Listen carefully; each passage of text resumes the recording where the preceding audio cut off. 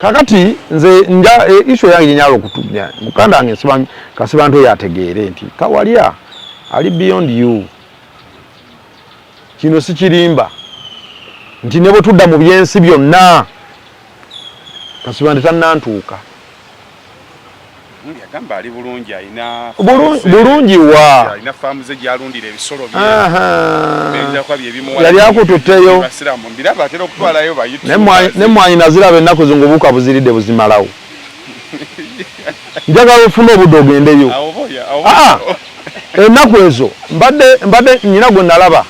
waliwo ono gaayi gumwakolanga naye era naye yalinga awo oba yalinga ku BBS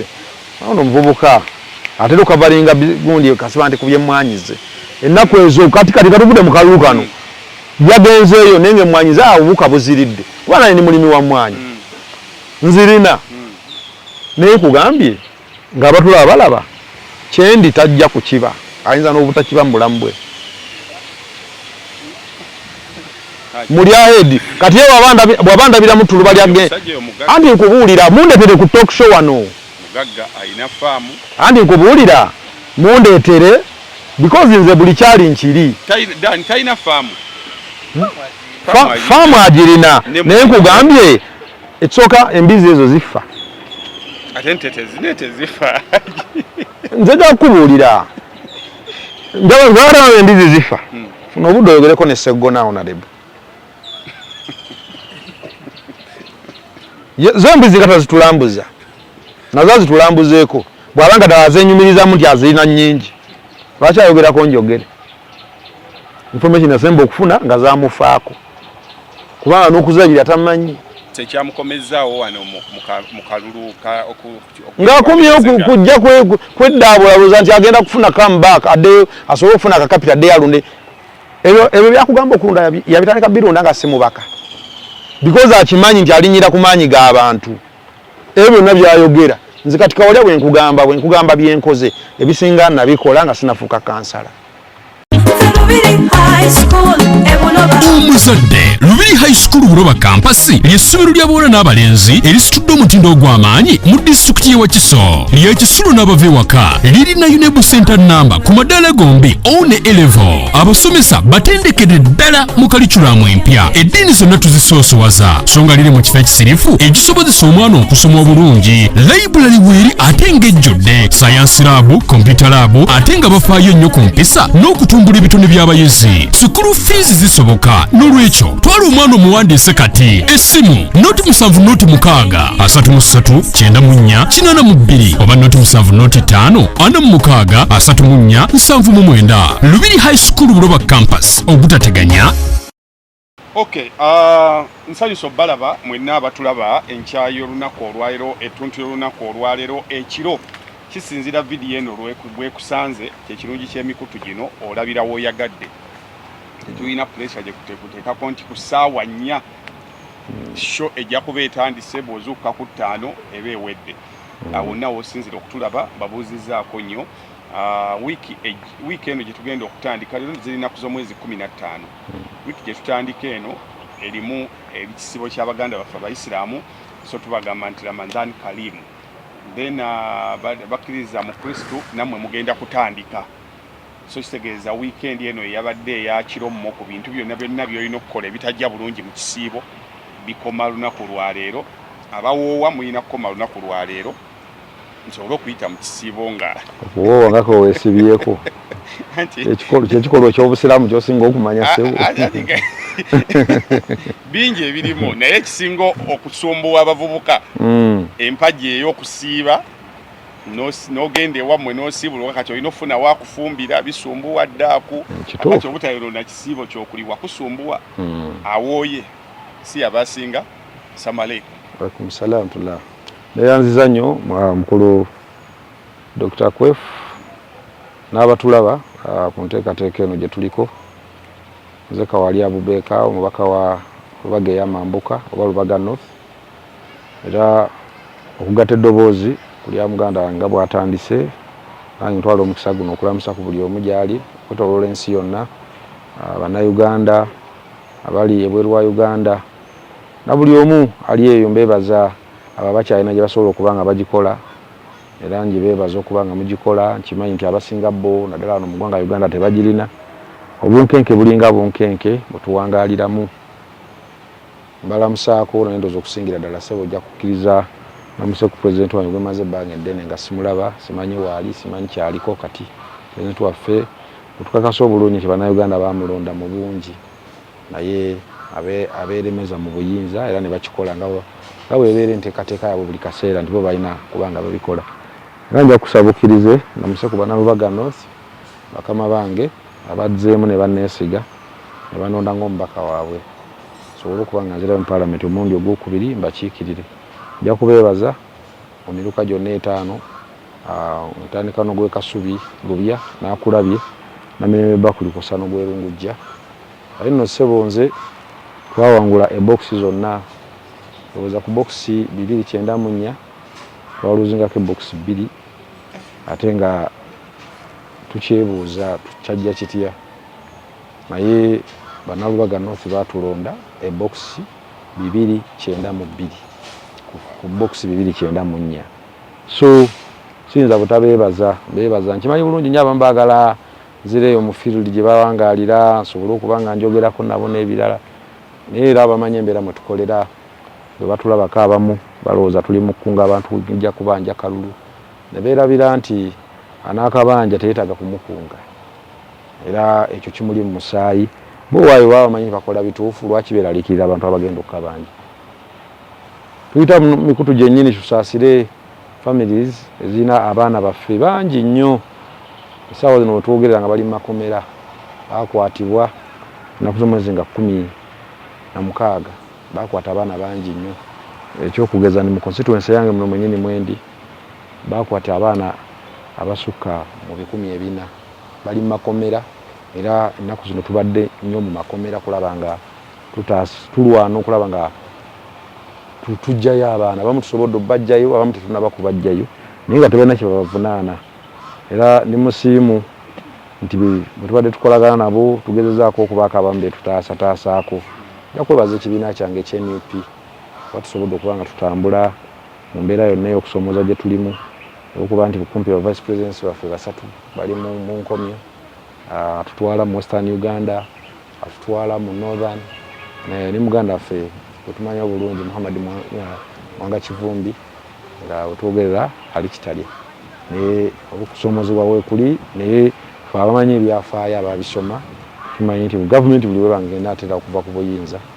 ekola ebintu ebifaananako bwe bityo. Oba olaba ojja kwesanga nga era mu results za bino byetubaddemu olw'ejjooga eringi ennyo eryolweseddwa ennyo n'ebitongole ebikuumaddembe n'abakulembeze abali mu buyinza nabo bennyini batandise okuvaayo ne betwali tulowooza nti ba allies baabwe nga bakolagana nabo, okugeza nga President General wa UPC mukulu Akena tubadde tumanyi nti ebiseera byonna abadde nga mu kisenge ne bannakyemalira n'abantu be, naye ate kati avuddeyo atandise okuwanda akaka kuba balina eddembe lye bamuggyako ery'okuvuganya. Naye kituyamba era ekyo nakyo nti abantu baffe okwetoloola Uganda ne bamanya nti waliwo ekitali kituufu. Mpisaamu ku lunaku lwa 15 olwatambula luti 15 Januari. Olunaku lwa 15 Januari nga ennaku zonna ez'ebyokulonda okweteekateeka kwaliwo, kuba ekisooka nze ndi ssentebe w'ekibiina mu constituency gyenkulembera, nze ssentebe wa National Unity Platform mu Lubaga ey'Amambuka oba Lubaga North. Twakola enteekateeka zaffe. Nze kyemmanyi ku lunaku olwo bw'oba oteekateeka okuba ng'olondebwa oba nga lwo omuntu gwagenda okulonda, bw'oba wagenda kulonda 15 Januari enteekateeka ezisinga muzikola nga 14. Twateekateeka ekisooka buli kimu kyaliwo, buli kimu ba agents twabafuna mu budde ne tubasomesa mu budde. Kyefe abaffe ndowooza okwakanako n'abantu abalala baleka baasoma nga bala kumpi wiki nnamba ne twaba identifying. N'ekyenjawulo ekyaliwo nti buli omu yali tamanyi wagenda kukuuma, era baategeera wagenda okukuuma ndowooza ekiro sanga 7 yagenda okulaba tumutuuseeko. Kwekisooka abasinga bonna twali tumanyi bwe babeera nga tukutuukako nga tugamba gwe kati keera mu kifo bwetu ne bwoti, kubanga twakikola bwe tutyo nti era bannakigwanyizi baali bakoze enteekateeka egenda okulaba nga bajja banoonyereza ba agents ab'emyoyo emitono babagule basobole okuba nga batubuzaabuza naye olw'enteekateeka eyo nti abantu tebaamanya ba agents tebamanya wao bagenda kumanga bukyali misana kyemalira mu area yaffe mu constituency yaffe okubanga asobola okujja asobola okubanga atataganya enkola yaffe era bwagenda okukya saawa za 11 nga abantu baffe bonna bali deployed nga 10 mu kitundu nga bali deployed mu polling stations bali bagenda okukola naye ekyenjawulo ekyaliwo bafuna okusomozebwa kw'amaanyi ebbanga lyonna twali tugenda kukozesa bu machines obwa BVVK machines naye unfortunately tugenda okutuuka nga ne babuwadde okumaaninga nga tebamanyi kibalina kubukozesa era kati babuwadde code numbers n'ebirala kati mu constituency tukutanga kulonda kwatandika saa 6 era saawa ezo 6 netugala birina kyakukola kasi ekirungi ffe twayitanga abantu tubagamba nti banaye oba batandika 8 mubeerewo temukola ki of course kyatukosaamuko okubeera abamu baalemererwa naddala ng'abantu abakuliridde mu myaka baalemererwa ne batambula ne bagenda naye nga bumanyi nti twali mu nkola egamba nti tulina okubeera mu buli mbeera yonna kitalina kukkiriza kukeera enkyokuwulira nti NRM nti yawangudde constituencies zetumanyi nti olwedde zo zaava mu buwambe si zaabwe kakati DR Forms nze eggaali president azaatugaa tukuzimba eggaali yali akimiininga era nze wange nagizimba eggaali era omulimu gw'eggaali gwali gwakola DR Forms zigenda kubeerawo era njagala okukakasa abatulaba nti for record purposes ne bwogenda ku kitebe okubuuza constituency yange tulina polling stations 294 twaproducinga DR Forms 294 ez'omubaka wa parliament eza president n'eza woman MP zonna twaziproduce kino gitwali tukolera wamu twakkiriziganya obuvunaanyizibwa okuba nti nze ssentebe w'ekibiina ekibiina kyankwasa gundi responsibility y'obwa president of course nange yange yali enkakatako then ne woman MP ne mwengeejinga Shamim Malende ne mwengeejinga tusobola okuba nga tukolera wamu era resources ezo zonna zaatuukira wange ne tukola empapula ezange zaali 294 eza president 294 n'eza woman MP 294 nga bwe tumanyi nti enkola entuufu bweri tulina ba focal persons baali batuwadde ab'ekibuga nga empapula ezo wozifuna gyolina okuzitwala kubanga this time round twali twagala okubanja tale sheet ey'ekibuga naye nga tulina bwogenda kubanja tale sheet kuba abasajja bazze babeera n'enteekateeka ey'obutalangirira results zivudde mu Kampala mu Wakiso Mpigi ne Mukono ne tugala this time round tugenda basinza amagezi DR Forms katubalagenza natukola ki era bwe twazifuna ne tuzitwalya mu Ssemugoma oyo ye focal person waffe wa Kampala yalina okubeera focal person yali John Mary Sebuufu nene bamukwatanga 14 bamukwatira Ntinda offices of commission abSFC bamutwala era bwe twazitwala ne tuzimukwasa mugazi zino ne tusigaza omulimu kubanga ffe twasigaza ku photocopies ne tusigaza omulimu okulanda nazo badikirainga results za presidency era baatandika ne bazirangirirako ko naye ne batuuka time ne baziyimiriza tetwategeera naguno gwa kakati lwaki okulangirira results za presidency kwakoma twali tuganga nga bozze n'olanga results za woman MP mu Lubaga North kutwali ekololo nga bwe tubadde kati for example nga ekyo kulabirako bwe tubadde tuli mu balodi mayor nga okwata direct elected councillor n'omulanga wano polling station A to Z ya Mugema bweti yafunye batandika ne basoma list kyetwali twagala nga kuba balimu ezo basomanga balimu ezo ne basoma direct elected councillor ne basoma ne woman councillor wali tumanyi nti ogenda kusomeza president osomeza direct elected MP Kawalya osomeneza Shamim Malende nga woman MP tebakikola kubanga jukira bakikolanga bakola tent ezo nga bazaawudde buli division wali wadde tent zaki tent eyazo so fenga fe obeza president bazisa obisa paka no way tale sheet eva wano kololo tale sheet wamala okutalinga byonna bino byo abatalinze wano Kampala being a region ne babi forwarding nti ali erweza agendo tugamba nti mu Kampala gundi afunye bwebuti otegedde bulungi kati jalalo okunyola abatulaba nti mu nkola ebyokulonda bw'obanga ababaka ba parliament bakutwalidde essaawa 48 ng'etteeka bwe ligamba there's no way how osobola okuŋŋa nti president owa district 146 naye omulangira musawo 48 nga ogambe egendera mu processes ezo yayinza okutwalira ennaku ndoza ekitono ennyo nga 5 because regions nyingi sub regions nyingi owajumani alangirire nti ejumani kati ebivudde Kampala kati njala okujjukiza abatulaba twali tukyali mu sikafo ya Nalukoola tontwala sikutwala amasimu gajja abakulu bakuba nti naye mumulangirire nga mulangiride bamadina asereka ababbye ne abalala lwaki nono lete mumulangirira bamulangira bweti Nalukoola waita wedoze sawa ngemu ne balangirira Jeno Yoweri Kaguta Museveni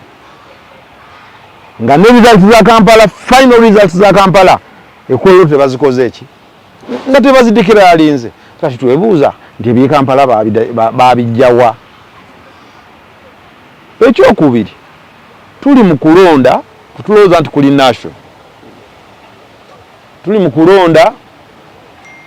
nga tulowoolyawo twanete tulowooza nti results ezivudde ekisoro kijja kuba kizibu nnyo okuba nti zigenda kugira ku mmotoka zituuke mangu kubanga balina otekinga time n'ebirala internet ogijjeeko teriiko kyekibuuzo kyetubuuza nti gwe results zowalangirira wazijjawa nga omaze okukatinga off internet mu ssaawa 48 okubanga olangiridde ebivudde mu kulonda okwetoola district 146 gw'obijjeewa awo omuntu wabuliza honorable twalina terms 2 election and selection after the election ng'abantu bagamba eno tebadde election tebadde selection balangirirako gwe baagala gulowooza kiki kye bakwagalako ennyo ne bagamba nti kale abbe kakawalya mu mulangirire Kawempe Nyanzi temumulangirira gwe ki ekyenjawulo kiwalina kyolowooza nti kino kye basinzirako alinjala okubulya muganda wange fenge Lubaga embeera otumala otuuka ekkololo tulabawo embeera etali ya bwenkanya bwetwayinza bwetyo ekkololo deployment yo kaka gye twasangawo fe abaludde mu byokulonda twamanya nti waliwo ekitali kituufu nga buli ango gy'otunula olaba magye military SFC simanyi biki bugenda okukya ku makya Friday wino kulaba ba RCC abegindi be bagize wa Kampala zeba ngulaba bamajja kuteesa olaba bani nga n'abantu abakutte ekifo ekyokusatu nga nabo batandise okujja bagoberere ensonga zaabwe nabo baba bakandidira anti nze nkubuulira nze sijagamba nti okunnangirira nti kyali mu kumanya kwange kuba nze ni musajja musiraamu akkiriza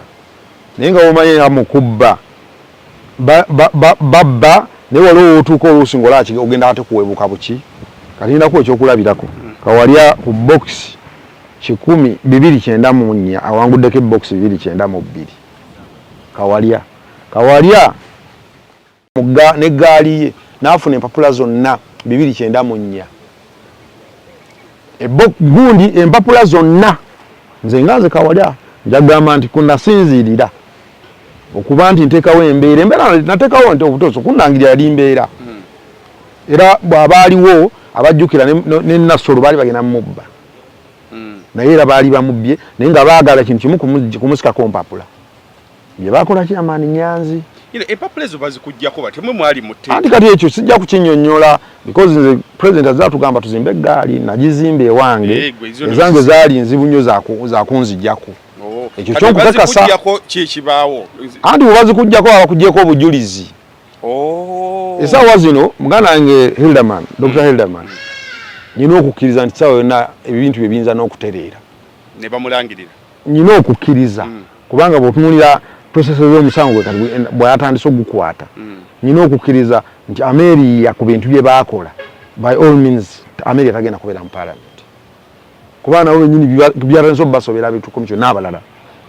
ekyo DR fomu era bw'ogendera abaganda bemambi either baba shieldinga kanenako ekyokulabirako ekya Lewis Lubongoya bamusalako omuluka mulamba emisana ogwa Kisenyi wano teyateeka nga buli agent ogubasanga babukubi bamujjayo sheza DR fomu zeyo ogw'omuluka mulamba teyazifuna bw'otunula mu State House ne Summit View tebakkirizayo bantu banupu kubeerayo ku makalulu kakebe ka president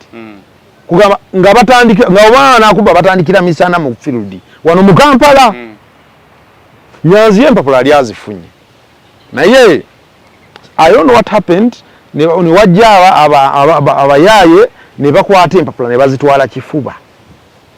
mu tenti yabwe Kawempe kubanga Lubaga twalina ewaffe Central yalina ewaayo Makindi yalina ewaayo naye walala kati awo bamala okusikako Nyanzi ka gundi ezo wetuzuke ngamba mulimu nakakodyo kati akukutwala DR forms kifuba kubanga tubadde tumanyidde ebyobufuzi nga DR forms baba bazaagala basono zigule milioni 2 kwanze ezange zatukako ku bei ya milioni kubanga nali mugana naye mugagga kati nya kubuulira ate era n'abatulaba nze gwe nali nvuganya naye Singi Katongole Paminda yateekako DR forms ezange zatukako ku milioni 3 buli DR form nga singa omwana oba tewamunnyonnyodde bulungi nze kubuulira waliwo ebibuuka bibadde byalinga byaffe bya nuupu kivuka bakita Kisebunya Maaka kyali kikansala kyaffe abamanyi Kasuya awo mu Mugema kyakubirako abamu ku ba agents bange nga kibagamba nti ffe mumaliriza milioni 3 era ba agent bakubira zaali ziwera saa 9 ningina ne bagaa kati gosoko ogire kwata sente zo zokoledde ez'olunaku kubanga agent ino musasula wali otegedde nga buli bwefuna information nti bakukubidde nenzija na approach yange indeed nokandaga nti bakukubidde kakati gwe kwatezze ez'olunaku vaawo ndeesona akoleki nga n'oyo naye musasula era zembadde ngenda okusasula kati erevu ko twali tutuuse nti DR forms nga erevu gye tumanyidde ebikadde nti olina kukuuma DR form mu constituency naye kati ozifuna ne bajja ne bazikusikako wali kutalisee nokukiika emmotoka ng'ovuga kati nze yakubulira Dr. Kwefu nze wange olwokuba nti ebintu bino mbibaddemu emyaka kati nga 21 mbiruddemu nno nze okwanako ne bannabyafuzi abalala mbibaddemu for almost 21 years nakola ekintu kimu nze bwe mala ofuna DR forms zange nazookesaamu copies endala 3 waliwo station wano mu Kampala afa abaluddemu ze tumanyi zikola 24/7 buli DR form gye wafunanga eki no nasooka nenzikuŋŋaanya nenkwata emmotoka n'abantu bange tusooka tugenduvako tugenda tuzookyamu copies emeka 3 kakani nga ne bontwalako zino nga nnyina endala nsooka kutegaza photocopy naye nga nzikoze mu kkala bazookyamu mu kkala gwe noozaawo nolowooza nti namu naye nga original nga ze zirina osemba okukola ki okuvaayo singa wabawo enkaayana kakati ekyo tetwakirowoozaako naye ekyomukisa omulungi ffe waffe mu constituency yange eyo yonna twabifowasinga era twamakinga sure nti kale kunzibira wali okeere weekaze nga nnakwedde bwe babikola ekayunga then that will be understandable naye saagala muntu akusaaga agambe leeta olupapula kubanga balina system era naffe twakituukako nga returning officer oba olyawo nagamba sooka mpe ku lupapula lwa polling station bweti bakukebera oba oluyina baba bakukebera oluyina oba toluyina kati tulaba nga bakusabye empapula ziyingidde mu kkumi abagundi ba presiding officer mwaleese badde baze kola ki n'otandika ne weekyangamu kaka temuddamu kuntawaanya empapula muzina ate mumalira obudde olinga atunulako okay it's okay naye nga mukugenda dumulaga lugendako n'abantu abalanga aba kubanga simanyi kyolwagaza oba ntegedde bulungi so kana akalulu tetukalabangako tubadde mu byokulonda nze Kwefu ebyokulonda abiyingira nga ndi muto nabiyingira ndoza nga mu 21 watandikira ku ddaala ki so ebyokwesimbawo byokwesimbawo natandika recently in 2010 21 nali mu senior 3 naye nali followinga kuba waliwo wanko wange gye nawumuliranga mu holiday ebuwalula omanyi ku Mityana Road awo kati ebiseera ebyo Abuka akyama yeesimbawo ku bwempi olwokuba nti nali namusomako mu byafaayo naye nga ngenda kuwagira omusajja mukulu ono era ne tugiraawo atugenda Ssekanyonyi eyo wa tutambula mu holiday eyo ya third term nga nva mwezi tugenda mu senior 3 kati nenfuna love ya politics era bwe twavaayo ne tujja nenziramu okusoma Kawempe ne following ebyobufuzi ebyaliwo then kuba balatifu bwe basooka okukola ki okujja okwesimbawo basebuli bamutumba n'abala kuba nali nsomera Kawempe era saddamu gye kirungi n'essomero twalisomera nga polling station namba biki fe abamu era ku bakosa okuma akalulu mu 20 Latif Parliament yajingira mu 2001 eyo group eyo so kati mu 2006 ate nali ku university awo nga ndi very active era fe abamu abavuka abatabali mu kalulu ka seya akamukomyawo ku bwa meya bw'ekibuga Kampala era mu university ne baluyiga ne baani fe twakolayo na biro oyo okujja nze nali chief campaigner we owa Electoral Commission ajja mu umani mu ajja ava ku bwa kansala Essabagabo ajja ku bubaka bwa parliament obwa Kampala awumvaawo mu 2010 nyingire ensiike nga kansala ero sifa awoli mu kibiina ki iwa 2006 nali mu first year Makerere kati awo bayambako buyambi nga mukozi w'ine kibiina kyolimu twali mu FDC era fe abavubuka abasooka okubeera mu youth wing ya FDC nga tulinawo ba Gerard Karuhanga abo batayebwa waluga ya mitanga mugagga waliwo mukwano gwange ali solo tisoya wangude n'obubaka atani obo muwulira so bamubana akalulu n'amabega kaawo by election naye yawangude yakomyewo nga meba parliament fe abali mu sotya ze FDC ebiseera ebyo so tubiyitamu tujja mu 2010 nesimbawo ku bwa kansala nali maze okusoma kuba okusoma namaliza 2009 ofunye degree ki era mu bukulembeze ebiri bye wayitamu okuva senior 3 bye bikusiriza n'ogandi omanyi degree yange ya byabufuzi okuva Makerere University Public Administration nojja kuba kansala nojja kuba kansala ero si 5 saarandikira ku division ayengera bwomanyi politics wa wano kati ba monitoring ali monetized yafuuka wa sente bwoba toyina sente tosobola kuvuganya naddala levels ezimu kati nga ero si 5 bikina ebirala saasobola kukimekinga mu 2011 kadi ya FDC nali kadi ya FDC bwe saakisobola kimekinga ensooka ne ngambo waayi kansoke ninde muko ndabe bwe kitambula awo ate Katonda we yanyambira ne nfunamuko omulimu KCC n'enkola mukaawo mu KCC wano bakalukaganya ka 2011 yes mu transition ya KCC to KCC ewejira nyingira era mu administration mu director of physical planning obiseera ebyo ndoza agaba yali director of physical planning unayingirira mu biseera bya Jennifer nga yakayingira awo Jennifer yingira ne lukwaga yingira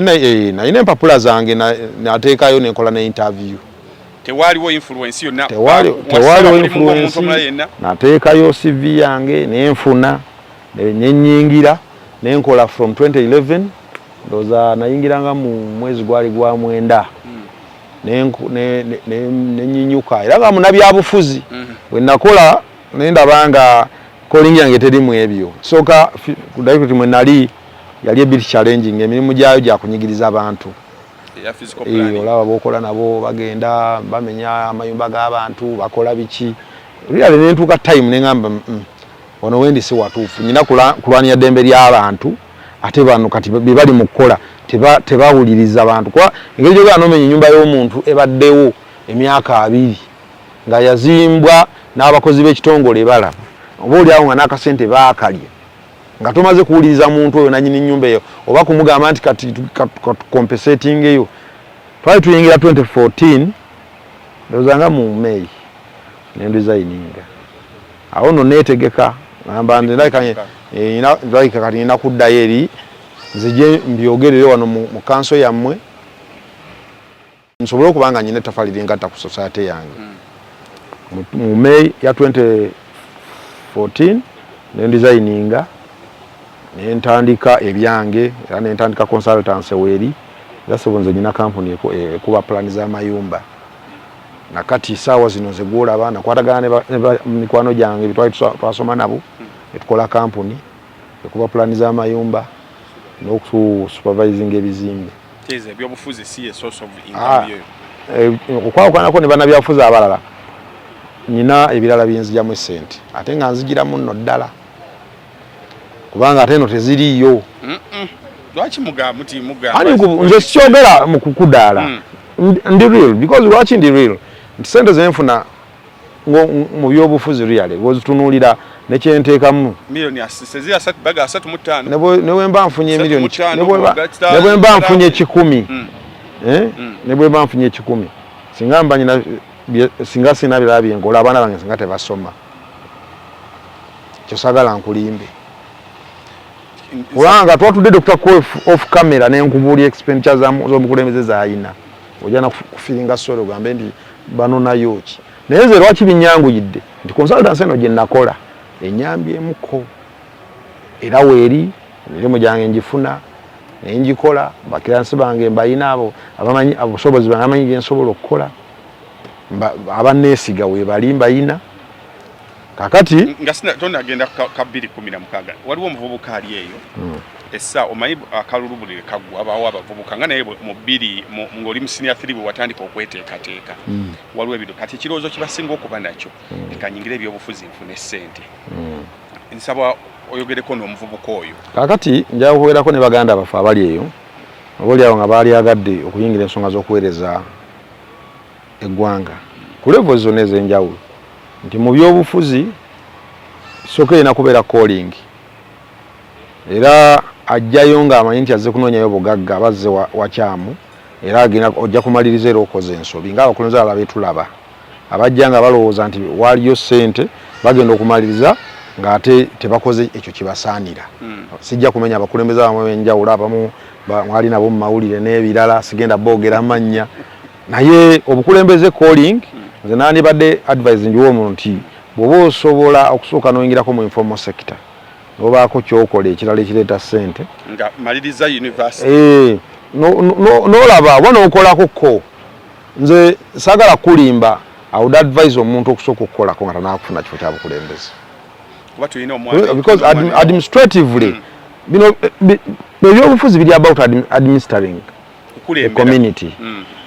bw'oba tonaba kukolako kijja kukaluubirira tojja kukitegeera era nze omukisa gwe nafunako guli egyo emyaka esatu gye ngwanyi nabeera mu KCCA bingi nnyo bye nayiga era society okuadministrating society nenkitegeera kyobola nja kugamba it is not easy kesanga omukulembeze nti yali kansala nava ku kansala n'afuuka omubaka parliament ate ne baddamu bamulondeera omubaka parliament oba oliawo bayinza n'okuddamu ne banonda emirundi emirala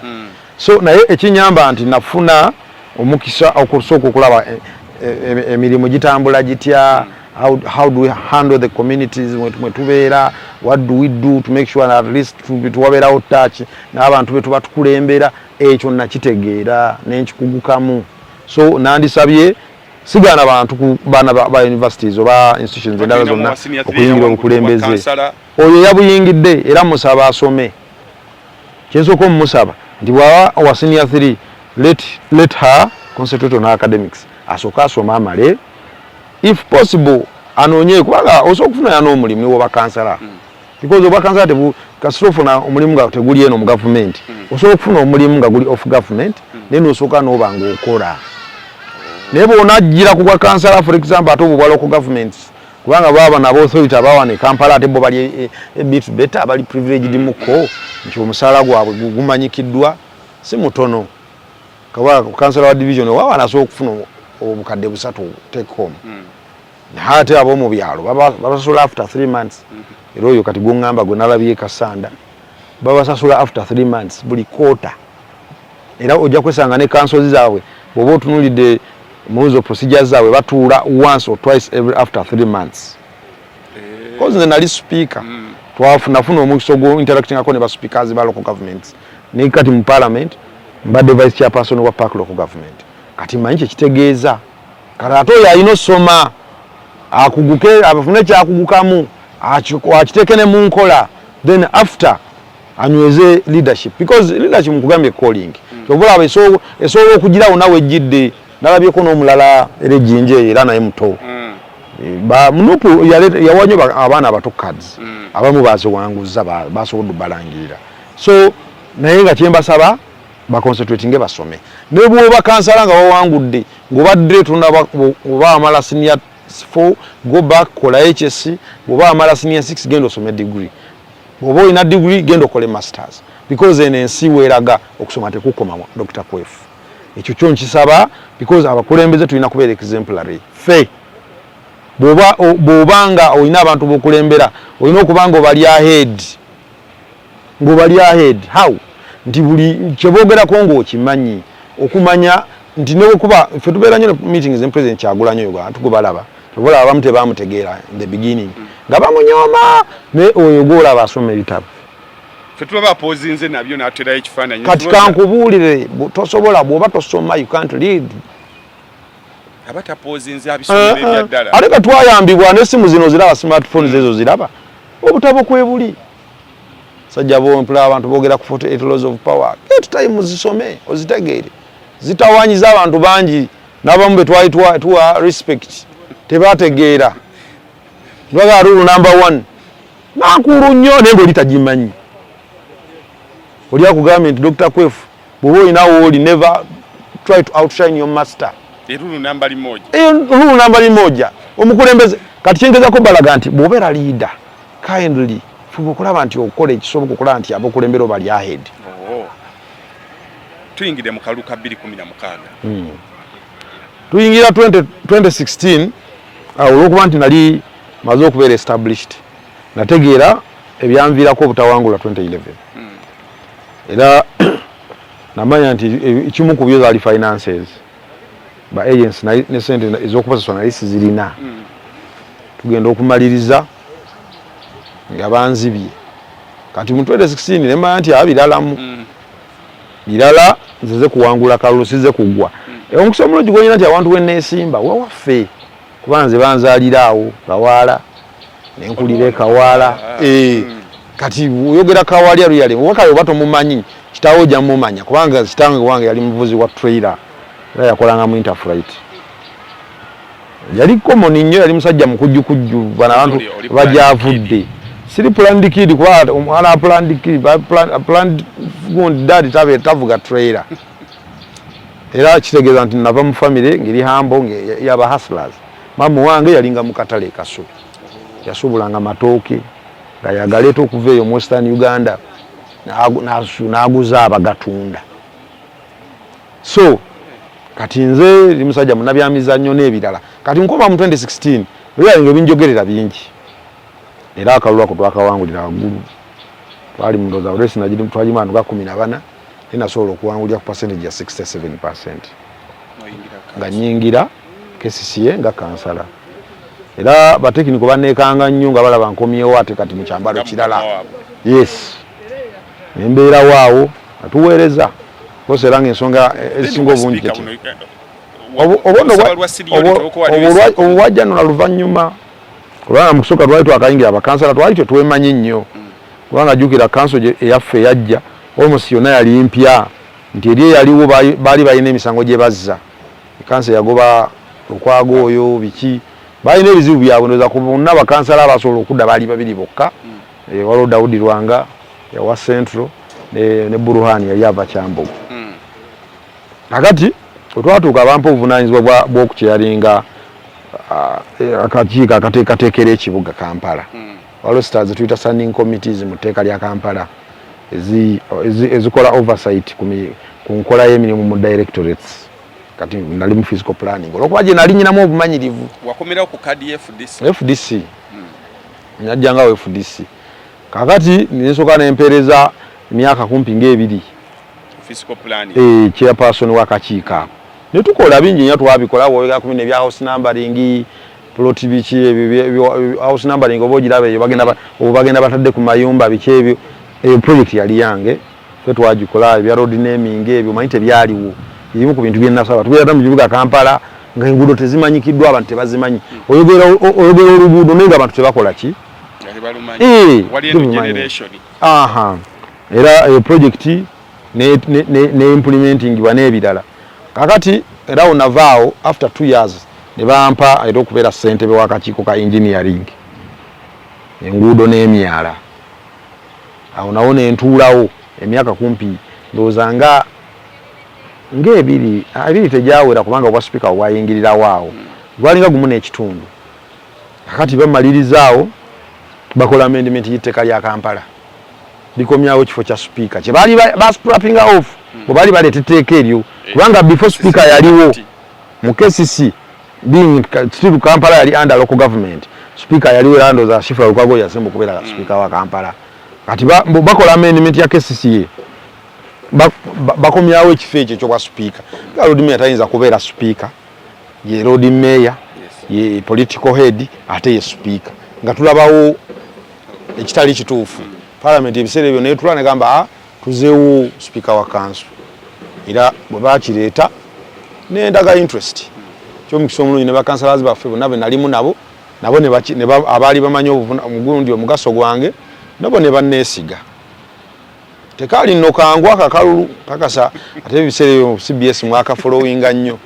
Tekali kankube gwanga yali atunulira akalulu ako. Lwaki tekali kangu nti road mayor teyampagira. Road mayor yagana okumpagira. Yali akyali mu DP. Yali independent naye ngali leaning mu FDC nena awagira Nyanjula Dorini. Omumyuka we kati. Ne ngafa abatunulira ebyofuzi mu Kampala ne tugate kisoboka. Tosobola ate kutujoga n'otuuka waawo. Yali talina ddembe liwagira muntu babuuza. Yali ddembe lye naye nga butagenda kukosa ddembe kutujoga ate. Omanyi eddembe etteeka liteekawo eddembe terikukkiriza kukozesa ddembe lyo kujoga ate balala. Bwawagira Nyanjula twamunyonnyola tumugamba yes. Omanyi ate ekyo yadictatinga nnyo nga tayagala na kuwuliza muntu yenna agamba nti mpagira Kawalya. Nga buli kaseera nkiiko ziringa nkiiko batuyite najja nankumbi bwe tuvaayo. Buli batusonako ne mu meeting abola ne batukuba ne baleeta abasajja baabo babeera nabo ne batandika okukuba abantu abakansala biki nga tuli mu kokasa eyali akamyufu. Kuba akamyufu nakawangula. AKFDC. Kuba kansala 18 abifudisi bye yalina. Bwe twatula mu meeting nafuna obulu 12. Nyanjula n'afunayo oba bonna. Obwasigala waliwo Kennedy oyo yali ayagala Okero. Kennedy yali naye yeesimbyewo naye yali ayagala n'afuna obwali busigadde. Nafuna 12. Nyanjula n'afuna 4 obu 16. Kennedy n'afuna obwo 2. Ne mugenda mukawamu. Kati ne batuyita najja nankumbi ne bagata ebyo mwakoze tebyadde bituufu. Naye ng'etteeka lye tulina erya FDC constitution ya FDC nga kye tugamba okukola kye twali tukola. Naye nga biwo bikola etteeka tebagala kuwuliriza. Era eventually tutuuka tufuna scenario yawo nga abasinga obungi bawagira nze naye nga tebampanguza kuba nali neetaaga obululu 17 okuwangula obwa sipiika obwo nga ate bakansala nga nze ebiseera abanzikiza minanga 14 nga neetaagayo abalala bameka 3. Ne Nyanjula abalina tebamuwanguza ate yalina batono. Okitegeera yalina batono. Kati jukira ne Burhani naye ng'ayagala ONRM. Ate ye ng'ababi batono nnyo. Yalina abanga 9. Kale yali kutte ekyokubiri. Yali kutte ekyokubiri. Bandi awo lumu ndiyo ku ddwaliro. Nga banga nti Nambooze simanyi Lukwago balina meeting n'ababaka abalala bakasiba nte balanise Wanyana balina meeting mu ofisi ya Lukwago. Ne bali mu kwogerereza ba NRM babawagire. Nga baga kubwa Nyanjula obutono bwayina bwe tugamba Burhani tumuwa omumyuka tumuwa obumyuka yatwala eki Nyanjula abeere speaker. Mpa amawulire ngamba tukoze tutya. Ate abo baali batukubye. By all means baali batumaze. Kati kye nakola nga nange batufaayo tiimu yaffe abaali kusaidi yaffe. Kubanga zikira nze manya maluba abefudisi banjiganya ne bagana n'omwezi. Kati ngenze na people power. Kyagulanyi awo twali tumuleeta. Era nze akakalu nakalimu nga wa people power. Kyakalimu nga wa FDC. Kuba tuyingira Bobi Wine olwo ali mu parliament. Mbagamba ngende ndi wa people power. Kati nze timu yange sinze nasooka n'okusinkana Burhani oyo. Waliwo timu yamusisinkana. Namugamba twawulidde mwasinkanye bali basaba gamba lwaki totuwulirizaako kale ofa gye bakola naffe tusobola ogikola. Oba otegeera nti naffe ne Kawalya okuprotinga interest za bana Kampala n'abakulembeze abalonde okwetolola Kampala yonna twetaaga speaker ng'ali independent.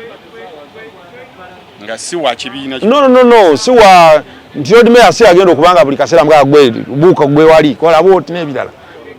nayo kyabulabe kyobulaba Uganda ne kisinzo tusumbuwa kwe kubanga tulina parliament nga speaker tasalawo bibye nga buli kyalina osalawo alina kusooka genda mu state house kikyamu Katonda atuyamba Katonda bw'agira atwogera nekusonyo zaaliwo era tugenda okumaliriza nga n'abe n'alemu bennyini beeyawuddemu abamu bagenze na tiimu ya Lukwago abamu bagenze naffe oba ntegeera bulungi kubanga atinze kugane nalina bakansala 12 mu kamyufu onfuna nga neetaaga bakansala 17 okuwangula obulako basatu naye kati waliwo ba independent waliwo independent bamuyitanga Ismail Tabalamule yalinga wekibuli naye nga yewamakindi East ye nakkiriza nti nja kuwa akalulu kati ako nenkongerako waliwo neggaaya awo yali akiikirira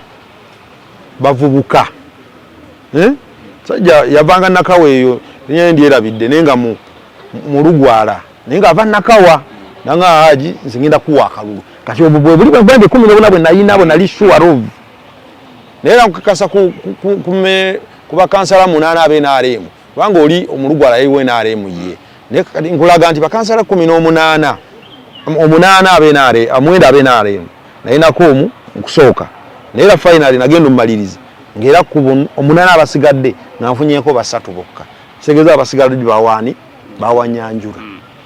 era akalulu ako nakawangula n'obulu 17 nayingira kansa eyo nga tugenda okulonda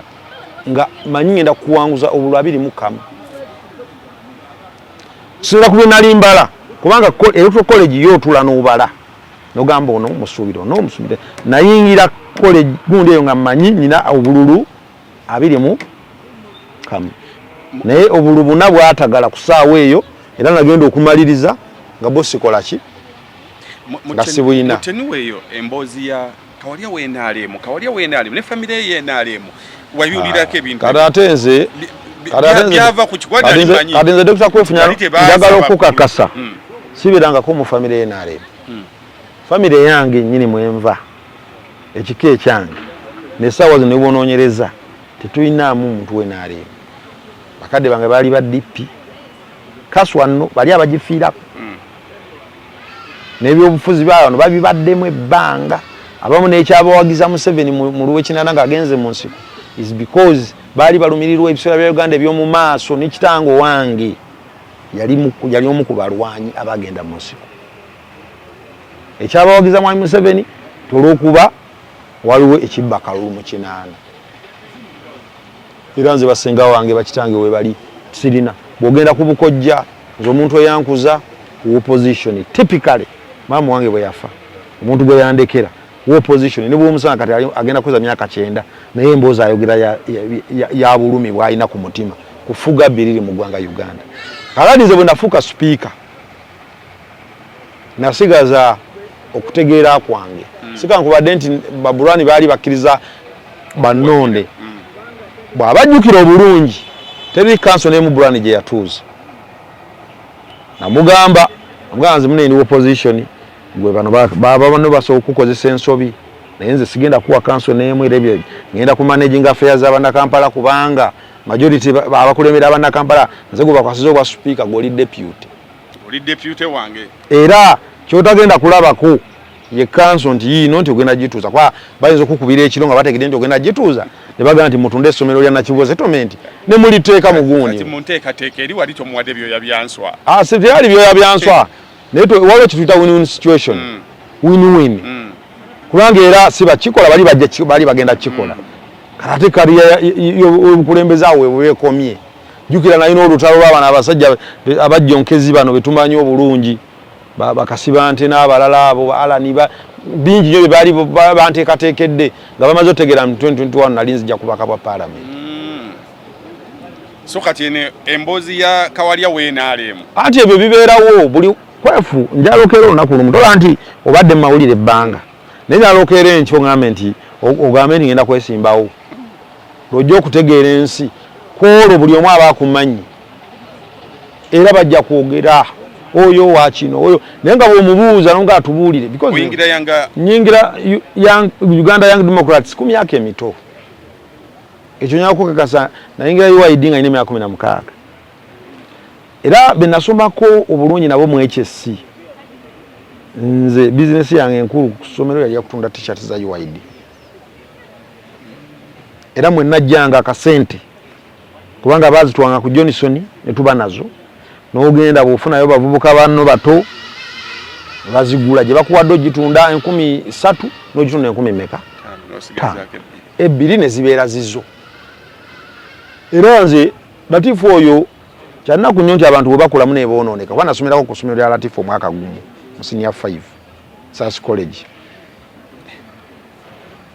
nzijukira bulungi yampita nako mu office nangamba naye kino kyokola mu ssomero lyange si kituufu ez'ebyobufuzi nga ndoza waliwo era abaali abasomesa abakomplaininga abamu busalawo ninga BNRM mbani nga bampisa bansabize tunda t-shirt za UID wano biki ne banyemirizo zitunda era kye nakola nenzivako ne kazitunda mu holiday nengene Makerere nembera we FDC bajiwanisa mu 2 nali mu senior 6 wado kimanye ekyo kulira bibyo andi nkubulira wado kimanye FDC bajiwanisa mu 2 ekyo mbadde nkimanyi bava mu reform agenda bayingira kati fabubuka mu twali mpaka senior 6 batuyita youth wing ya FDC yasooka nalimu ne bakasoza abo bani nalimu because nebso yokufuna omwana wa senior 6 ali interested mu byobufuzi tekyali no kyangu abantu abasinga abali interested mu byobufuzi nga ba drop outs abasinga kati ngera ku example ya wano mu constituency ya biseera ebyo njagala nonyeze ku bakulembeze abali bakansala ondageyo bakansala bananga bali balina degree era abasinga ogeno banoonyereza senior 2 senior 3 senior 4 ngono Westfall w'amaanyi era we wano be bambotekamu abana benajja nankumbi ujoko ya batu kwanganga oba speaker guba ino bbuwa yasobola okugera ku Lungereza obontegedde so omuntu zansindika mu NRM mu Sekerera naye okuba nti nze byofuzi nali mbisoma nabitegeera ne manti biri mu malis biri mu propaganda bikibi wanyumiriza mu kasera kawerere ko waberera ku kansa awo then wengo omuntu then naffe abeno kubocho of course ankulimbe bwenali kansala nkugambe nyina project munali mu kachiko ka fiscal planning nyina bina initiating ate ne bikola mbirabako kati when nali mu engineering awo now ordinances na tabling na zikola nga kati zibagasa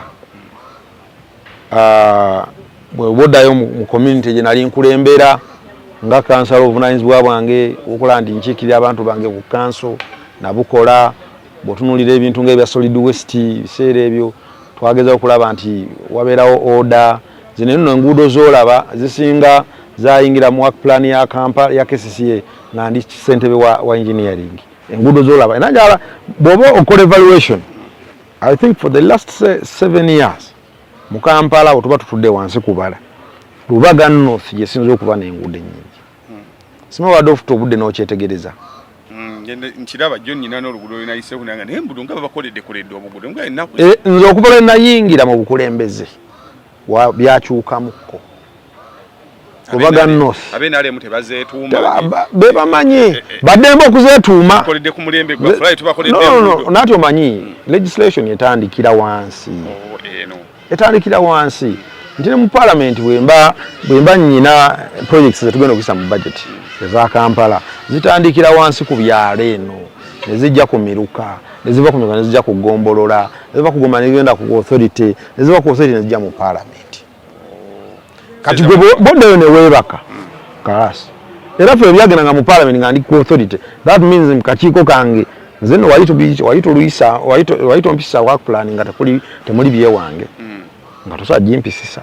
kiringa nakati mu parliament mbadde ntula ku presidential affairs nze toyisobola kuyisayo projects za Kampala nga situnulidde mu projects nga 2 oba 3 zenangira nga ziva mu Lubaga North era nkubuuza Lubaga North ye keki yaffe eriwa nati tuli mu kutematema si bwe kiri ne Lubaga North efunye eki era bwe kibata kiri wera nga nekiikaawo okola nga ssentebe wakakiiko abagamba nti ono memba waffe mukole ku nsonga ze mujja kudda olunaku bwe ruti nze nasanga mpompogoma naawe mu myala guli go mu Kiwunya agende Nabulagala agende eri Masanafu ono wawula Namuŋŋona ne Masanafu omwala gwe bakamaliriza nasanga mpompogoma nga betonya amazzi ne galinnya ne gayingira amayumba g'abantu bye nasanga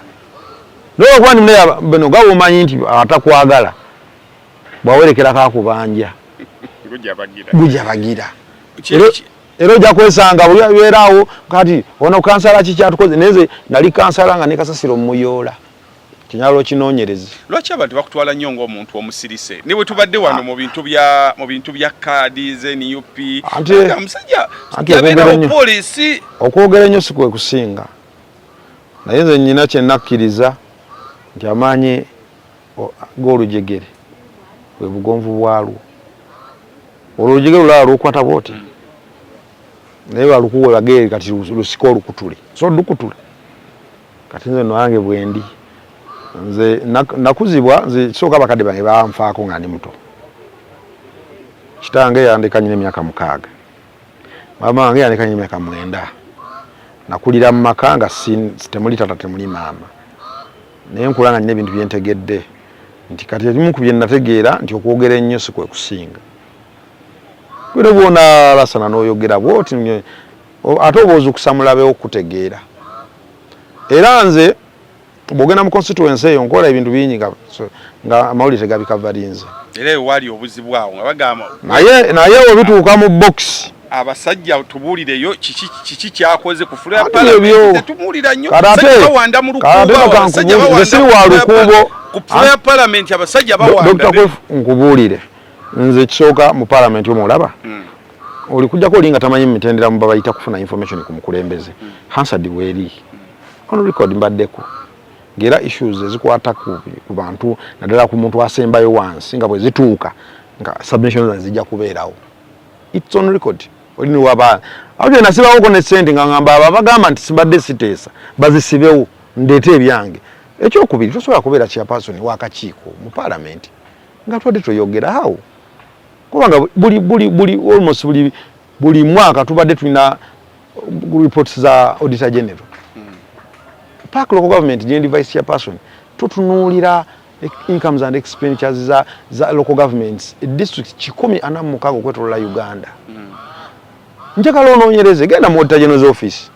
olaba abantu abali attached ku parliament bwe tukola nabo bakubuulire nti performance ya Kawalya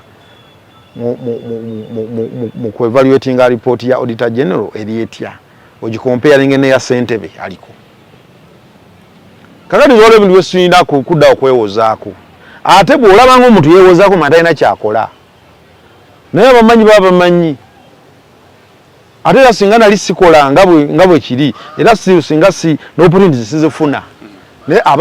abamanyi strength yange tojja kubasanga babuuza bibuuzo bwe bitu ekyo saagala nkulimbe muganda wange nze obukulembeze nabusoma ne mufunamu degree nkola ekyo kyemmanyi omukulembeze obuvunaanyizibwa kyalina okukola era oyo abaagala okubuuza nti Kawalya kikyakoze ajjeyo mpapula ajje ayingire akalulu nange ategeere biki bye mba nkoze mu community mutuli kubanga nze mbavubuka ojja kunsangayo nga gyendi mu bakadde onsangeeyo nga gyendi ogende mu institutions masomero nga gyendi mu masinzizo nga gyendi onsange mu byemizannyo nga gyendi nga nze tiimu nyina tiimu mu constituency omwo nyinamu tiimu zimukaaga ziri mu liigi naye nga nze nzifacilitatinga ez'emipiira genda mu bikonde nyina kilabu zinga 4 nyina kilabu namba nga Ssentebe waayo ate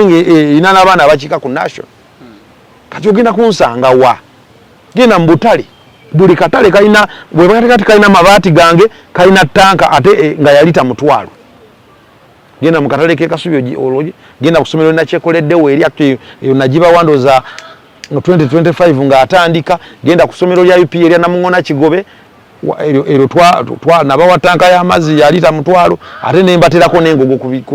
ku classes kubanga amazzi balina ga harvestinga nkuba etonnye genda ku masinzizo amalala gonna waliyo projects za Kawalya genda mu bibiina by'abakyala bino ebyokwekulakulanya ebitali byabafere kubanga no Kampala n'abafere nabo tukola ki mwebali abali genuine era nze ntambula nabo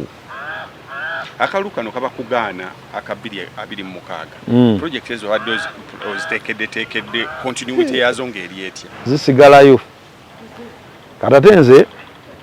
nyina endowooza nti sooka ebintu byenkoledde abantu biri continuous bwe mbikola basigala babyenjoyinga era toyinza kumpulira mu stories agani ngenda bijjayo nze nakwata $130,000 n'engula ambulance luli nga omuntu gwe nasangawo yali yagula ka ambulance za kamiyoni nga 3 kwaka yagula ka taxi ne bakakyusa amawani kateekako ebitala n'ebirala naye nze nagula ambulance 130 million. Omumanyi kitegeeza kwefu twogera amazima omanyi ekitegeeza okukwata million 130 ogulire community ambulance oza million ezo 130 bwe mana kutte kulwe wafaawo ekiboga sisobola kugulamu eka z'ettaka eziwere 15 naye nagamba kino nkikolera community era mbakakasa ne bwekandiganyira ambulance yo nagiwaayo lilla ekolera abantu bange emirimu era nvumirira abakulembeze abanyize balako kuzidrawing ebintu okubijja mu society ebyokulabirako bingi ebyabakulembeze abeeweebuula n'owange no gwe najjayo munnange naye yakikola yakatuwa ka ambulance kugambe kale kakalinga kaddudu era nga ebiseera ebisinga ko mulimu gwekakola kabeera ali ku mochare emulago nga eva we kabeera ekitegeeza nti baali bakafudde na kamaasho gwe najjayo omumanyi ddala yani wamujjayo mukozi munno bwe mwali ku CBS mumanyi nnyo kuba nze mbalonda ate kirungi olina mulonzi wa okituufu oli mulonzi wa Lubaga kaali nga bwe kaali nga kabeera ali ku mochare naye ze yange ebadde mu constituency newe parking nga bamanyi oku nakibi nga weebeera bwe bagijjawo bwegenda bwe kuvuga abalwadde Katonda baba atugeredde nga lwatuvuddeko era nga tukola enteekateeka era naye batwala so $130,000 naye ebirala byonna projects nyingi nze nteekamu zaali za kusigala nga zitambula zisigale nga zitambula lwaki mbampa abantu tolwokuba tebannonze mbajjeko kati nnonze mu ddiini yange y'obusiraamu eri nti waliwo ebintu bye tukola nga tetubikoze ku lw'abantu tubikola ku lwa Katonda kubanga Dr. Kwefugo okeera enkya n'ofuna essente tekuba kumanyaku okeera enkya n'ofuna obuyinza si kumanyaku nti wakedde enkya nti bwebagenda nti abantu aba constituency eyo emitwalo egitulonda giba gitumanyi nnyo kati noyinza kwesanga n'abatumanyiiko tebasuka 10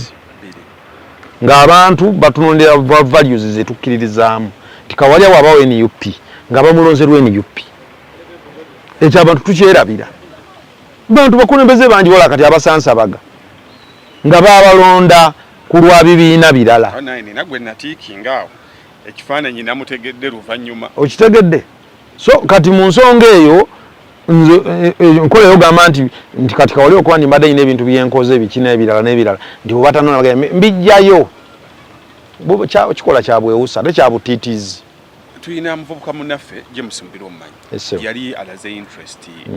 mu kifo kyo what was the arrangement okuddayo ate adde eri wamwokyayo James oyo mukwano gwange era njagala abatulaba tebamulabira mu kifaananyi ekyo naye lwakuba nti abaana abamu baba beetagamu guidance okwegwanyiza kikolwa kya buntu kuba nange onyini okubeera omubaka waliwo era yaliwo sinze naliwo naye yaliwo naye gwe najjawo naye alina gwe yakola ki okwegwanyiza mu nsi muno kikolwa kya buntu simu bya bufuzi mwokka naye oba ku mulimu eyo gy'okolera sobola okukeera enkya nga loboosi wo naye nga watuddewo okola ki bweyagala Mubiru yayagalako baka wa parliament ate tabwagadde na ku luutu eno yabwagala even before nga sinaba na bbuba kubanga abajjukira vetting ya 2020 twalimu ne Mubiru yalimu mwalimu nze mwalimu Mubiru mwalimu Lubowa ne Kasibante era twa meeting ezo twazituulangamu ozi Kasibante awo ke kalulu wakwakiri agage twalimu nabo kati byonna byagenda okuggwanga kawaliera kadi yagifunye era Kasibante n'akyakyalaawo n'atuuza press conference eyo ku lubya waggulu ku lusozi n'atandika okujjukiza Bannalubaga North nga Kawalya bw'atali mu Kristo kubanga ye kinsonga gye yeesibako ye yagenda abantu abo bayitamu yagendako ebutambala eyo yesimbewo ne bamugana anoonye ewalala wali yenajjukiza abantu nga Kawalya bwali haji yoyi nti okubeera haji musango nga Kawalya bwali omusiraamu kubeera omusiraamu musango era nze ni musanyufu nnyo nti abantu banyini byabigamba ate bayongera kunyiiga bunyiizi namugamba gwe tetwakulonda okuba wali mukristaayo tetwakulonda lwa bukristaayo bwo twakulonda lwa values zo values kino kati kisaawa zino NUP gye twesize ne president Kyagulanyi gwe twesize atuwadde Kawalya era gwe tugenda tutambula naye oba ntegedde era constituency eyo bwe nali kansala banonda bamayinze ha ate by the way bagenda nokunonda mu 2016 nga ndi haji kwanza hija najikola mu 2015 hija najikola mu 2010 yes so genda okujja ku bwa kansala nga ndi haji era abajukira n'ekipande kyange ate ku olwo ne haji kyaliko kuno lwaki tekyabaddeko you choose kyoyagala okukola kyokola naye kati kubwe mupine wano I chose not to put it there because ekisooka eyo title sinze nyino gyeyita omanyi oddayo n'osoma bwetwali tusoma status ku university waliwo eri ascribed ne eri achieved kiringa kati saa zino okubanga mpandiise document nendikako honorable Kawalya sinze nina okweyita honorable ne haji sinze nyo kyeyita era ababikola babikozesa ignorance era kasate twakirabako ne batandika olaba bwakijjeko atagadde kunyiza madini malala people just don't know nenga Bakari libaliraga eyo no yali swaba mulamba wa nabbi wamala okufa swabe yasooka okubeera gundi kalifa asooka yali Abubakari yenza Abubakari so nomanya kizibu lyo kumanya erinya yango liyise Moses oba Adamu oba ki tigenda kubuzaabuza era gw'olijje wanansanga jagamba ya Abubakari oyo sirinaako buzibu Abubeka Lubaga North gy'okiikirira gy'okiikirira mu kanso n'okiikirira ne mbaka wa parliament yerimu Namirembe mulimu orthodox mulimu Ekimalaki mulimu Amasiro n'ekitebe ekikulu kya Bulange ekyo kyangunyo okubagwe Kawalya naye wenjagala obulijjo wenne mulimu n'ekigonne eky'amaanyi ekya Waledo Fatima ky'Abakatuliki naye ate era n'aba North basabira nnyo Lubaga nandi nkulaze mulimu n'ekigo eky'amaanyi obayitamu otya anti kati nkubuulira bwe mampeereza abantu situnuulira ddiini kuba nze bw'ogenda kwa Waledi awo ojja kusanga ebiriwo byonna ebitambudde mbiyinamu omukono tewali project ebadde ya ekereziya gyasinamu mukono mu constituency awo oba ontegedde bulungi nti bw'ogenda kwa Waledi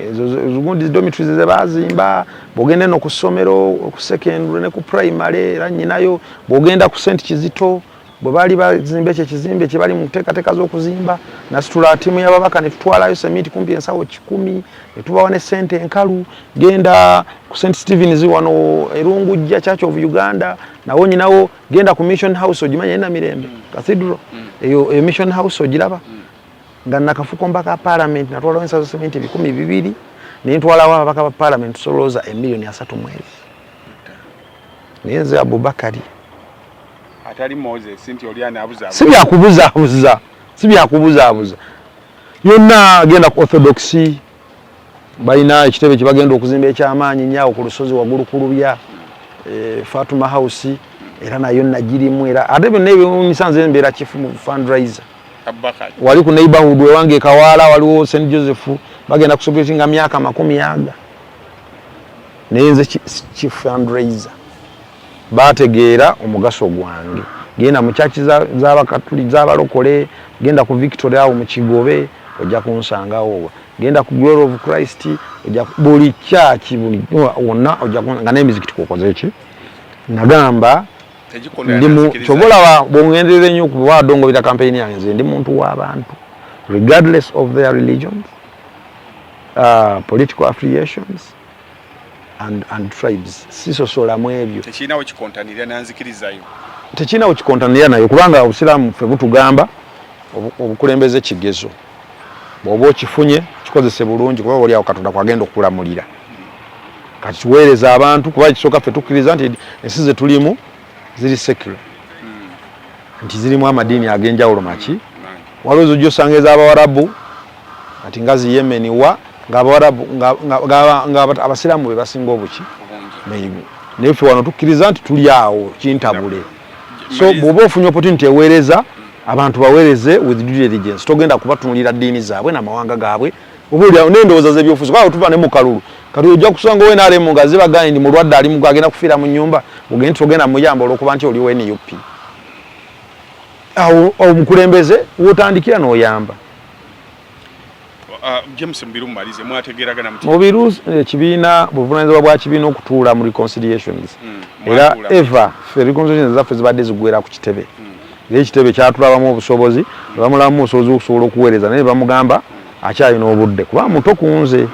era ne bamusindika ku bwa kansala leero C5 ne bavaayo then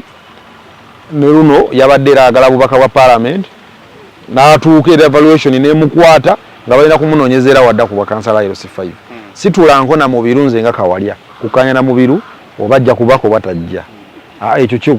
ekibiina nga kyo kisigaza obuvunaanyizibwa obwo obwokulaba nti kisobola okuba nga kituula ndawo kizuula nti waliwo entalo mu bakulembeze oba olyawo nga bombi babeetaaga waliwo kiyinza otuuka nga omu tebamwetaaga naye ffe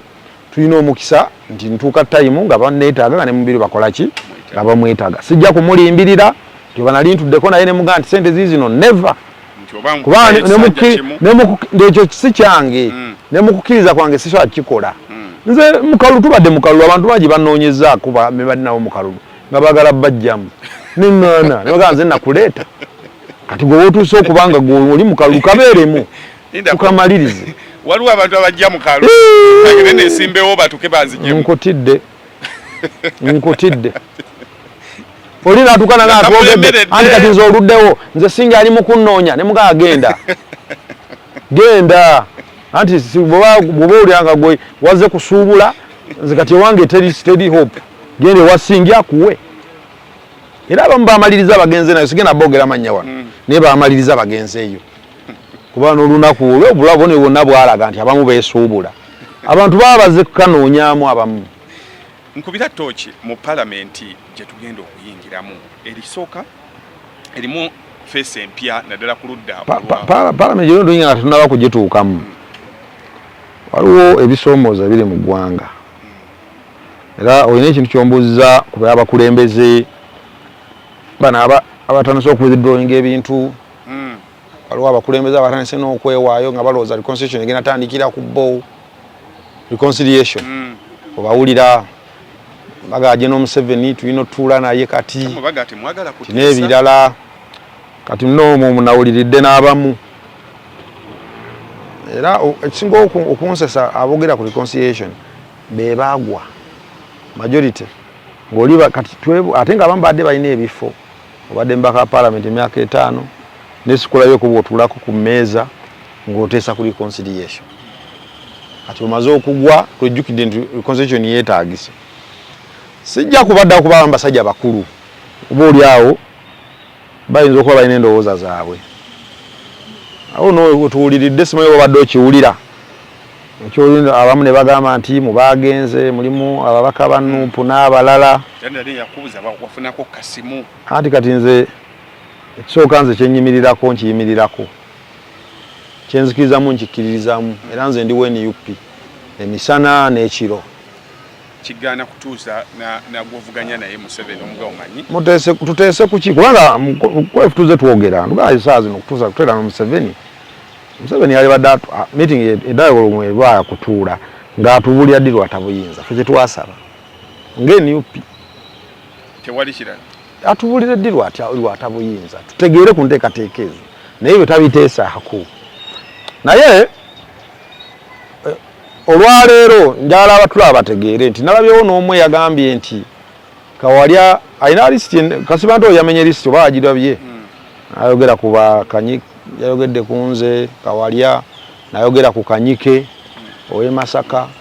nayogera ku Ssekabira nayogera ku Nabatanzi n'agamba bwe tubanga ddala tuli basajja nnyo tuveeyo era gundi eno njala agirabeko naye nti tuveeyo twogere bwe tetwagenze na Nsibambi bwe tuba abasajja nnyo tuveeyo twegaane kakati nze yalo mutegeeza nti sooka nze Kawalya siri desperate Kasibanto yali desperate nnyo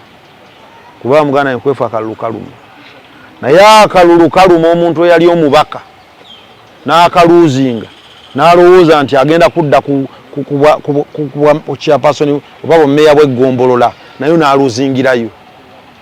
bwana okubuulira Kasibante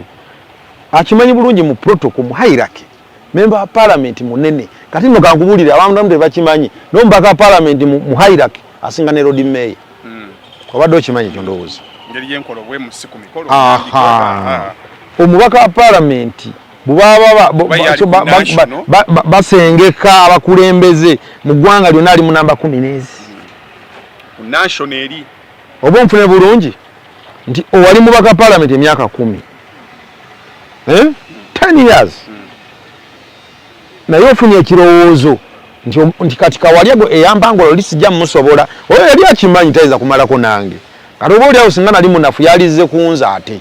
nga walaba mukaku bagenda ku baluzi n'abalala ye yali ejja kunze kiyasalawo n'agende wambeera ze naye wambeera ze era olutalo n'endukulembera era ne tumukalirira kati erinnya Kawalya alabika lirogotana n'olirogotana aleka azuukuka nekyo n'awawamuka mu tulo n'akola ku mukazi we nze soogerangako na Nsibambi bukyanga mwaka guno gwe tulimu gwa 2026 gutandika era n'ekikolwa Nsibambi kye baakoze sikiwagira mwogerera opposition after losing Nsibambi twali tulula naye mu shadow cabinet nesi bumuli yanko nga era kizingu kya gatu gendi mu reconciliation never takiteesangako era ddala naye bw'aba amanyi ni ate Nsibambi oyo mwewunyana nnyo kubanga ate yabadde mukambwe na nnyo ku Museveni oyo otubeera mu meetings kakati nze nja issue yange nyalo okutumya mukanda wange Nsibambi Kasibanto oyo ategeere nti Kawalya ali beyond you kino si kirimba nti ne bwe tudda mu byensi byonna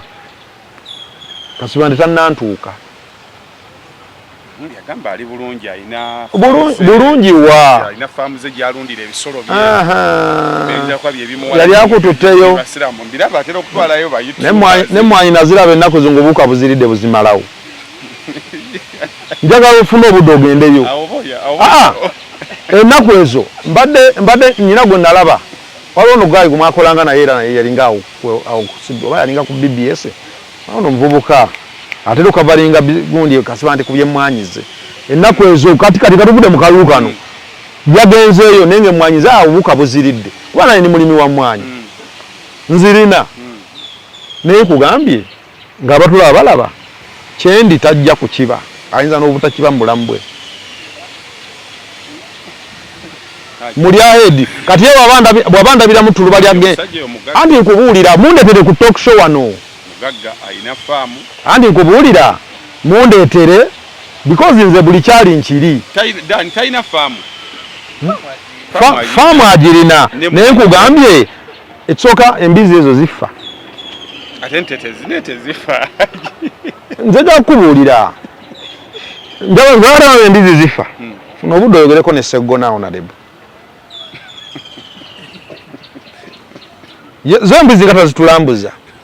nazo zitulambuzeeko bw'abanga ddala azenyumirizamu nti azirina nnyingi lwaki ayogerako njogere information asemba okufuna nga zamufaako kubanga n'okuzabira tamanyi tekyamukomezaawo wano mu kalulu ng'akomyewo kujja kweddaabulabuza nti agenda kufuna comeback addeyo asobole okufuna akakapita addeyo alunde ebyo byakugamba okulunda yabitandika birunda nga si mubaka because akimanyi nti alinyira ku maanyi g'abantu ebyo byonna byayogera nze kati Kawalya bwe nkugamba byenkoze ebisinga nabikola nga sinafuuka kansala anyway sagala kuyingira so kati njagala mubuulire sinagendayo naye bw'aba alina obukakafu nti nagenze ya buleete tonayogerako na Nsibambi nze sinayogerako na Nsibambi kyomwaka guno gutandika tokkirizigana na kikolwa kyakolera sikkirizigana na kikolwa kyaga nti twenda mu reconciliation ewe n'adenda abakulu bagamba simanyi Kyagulanyi yagamba abantu vimba buli omu abeera n'enkola y'ebintu bye kinyala bategeere nti omuntu fa tukulemberamu NUP yava mu art mu art gwe kimanyi waliwo kye bayita creativity. Bwe watosobola kubeera creative mu art vaayo. Kati ne mu politics bwe watosobola kubeera creative leave politics. Wavimba muko nawe. Kati nabikola. Tewandaba nga nyambadde ovulo ey'amaanyi emalayo. Temuyina kye mwayogerako kirala mwavimba buvimbi ne muddaka. Ebyo bye byabaluma. Bye byabaluma ebyo. Ngenda noonya ka video. Era byabaluma. No tukayina ndoza ngenda kakuweereza. Omwana agenda kakuweereza mwana Davis kategeke. Kati government naye wavimba. Wali oyo Davis akayina. Navimba nga tweyagala n'ennyiga. Ate byaffe byali byanjawulo kuba ne wakati kiro twaliyo. Katikiro n'asooka n'atuyiwaka amafuta ne tugendera ddala nga empewo zonna ez'Obwakabaka zituliko zitubugaanyegerako kuba baga temuyina kasita mwamalanga okuba manifesto yaffe abantu abamu tebagala kuwuliriza. Manifesto yaffe yali kiriya. Abantu tebagala kusoma bagende bagugolinge manifesto yaffe ya the 11 points program gye tuyina. Abantu baleke nabo tuzza mabega bakwate ekiwugwe ky'okuluzinga obululu balaniko kyattributinga ku gundi ku bintu ebimu. Lwaki bino bye bagamba kati tebabikola before abantu ekyoka kwefu abantu batusubiriza nako tugenda kufuna ababaka abiri. Tewabiwulyako ebibuuzo ebyo. Gavumenti ina ababaka nga 40 be babba obubbi. Ogatteko n'ataano mu be tuyina. Kakati ebyo baganda baffe bali mu biboozi. Oli yajja kubalumya mitwe era agenda gibalumya paka. Ko mu kibiina kyammwe. Yavudde n'aga nti kyamu okubeera mu kibiina kati ekiri headless. Adi abagenda kiri headless. Yadde ku mukutu ogumu n'aga. Ani yayogedde? Omu kubaava mu kibiina kyammwe. Anti kati abantu n'agamba nti kati no kangubuulire abantu abo singa no Katonda yabayamba. Naddala abo bakola ekibiina ekyomuti ogutaliiko bibala. Kubanga emiti gye tuwa ekitiibwa gavumenti batukuza batugamba nti bw'oba ozimbye ewaka ewuwo simbayoko ku mitinga egy'ebibala ovakkedo teeko ku miyembe fene emiti egy'ebibala. Naye era bano abasajja okumanya nabo bamanyi kye baaliko si kituufu. Baali balonda omuti balonda omuti nga teguvaako yadde n'ekibala n'eki. Kaakati bo obudde okumala okunnyonnyola Nuupu basooke bannyonnyole puroguramu yaabwe. Kino sigenda kulimba. Because I'm worried. Uliriza ekibiina President General wakyo ne yeesimbawo n'agwa. Secretary General n'agwa. Nkumenyera omwogezi wakyo omukulu yeesimba na kugombolola. Mbeera ze ekyakuwangula. To be honest. Nga oli mukulundi mbeera ze bawangudde nga nawe oyogera. Kasiba nti bw'oba oyagala komawo eno gyendi lekerawo teweesiba nnyo mu bano bambeera ze. Jange eno ewange kubanga eno ewange wali abasajja abaddala. Kubanga yo yandoza akakimanyi. Bw'okwata buno obusajjawo buno bumuwujja mu nyama bukabuuke masanafu nalowooza nti bulina kye bugenda okukola ekigenda okukyusa nsirika naye ate muneesisi bwe mba ngambye kwogera ebyokugera mbirina. N'abasajja bano bakoze by'eggwanga lino. Bono bennyini baamala obudde nga bavuma Kyagulanyi ku nafuja NUP. Ne bamaliriza ebbanga lyonna Museveni akutte obuwumbi 15 abubawadde twabiwulira. Bagenze okumaliza kampeyini nga bali mu biliyoni 3.2. Abo abasajja abo